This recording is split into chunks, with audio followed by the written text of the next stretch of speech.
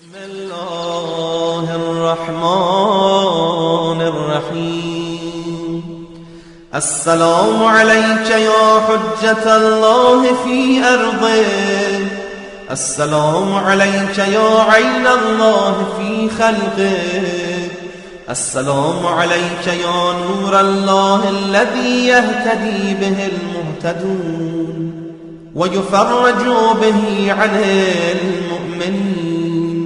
السلام عليك أيها المهذب الخائف، السلام عليك أيها الولي الناصح، السلام عليك يا سفينة النجاة، السلام عليك يا عين الحياة، السلام عليك صلى الله عليك وعلى آل بيتك الطيبين الطاهرين.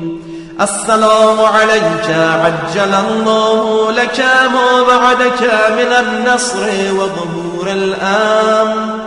السلام عليك يا مولاي، أنا مولاك عارف بأولاك وأخراك، أتقرب إلى الله تعالى بك وبآل بيتك وأنتظر ظهورك وظهور الحق على يديك، وأسأل الله أن يصلي على محمد وآل محمد، وأن يجعلني من المنتظرين لك والتابعين والناصرين لك على أعدائك والمستشهدين بين يديك في جملة أوليائك.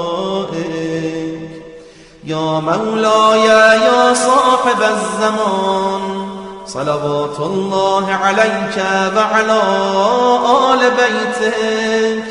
هذا يوم الجمعة وهو يومك المتوقع فيه ظهورك والفرج فيه للمؤمنين على يديك وقتل الكافرين بسيفك.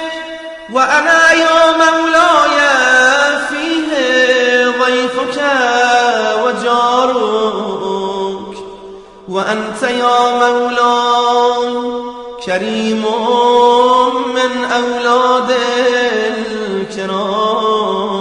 الكرام ومأمور بالضيافة والإجارة، فأضفني وأجرني صلوات الله عليك وعلى أهل بيتك الطيبين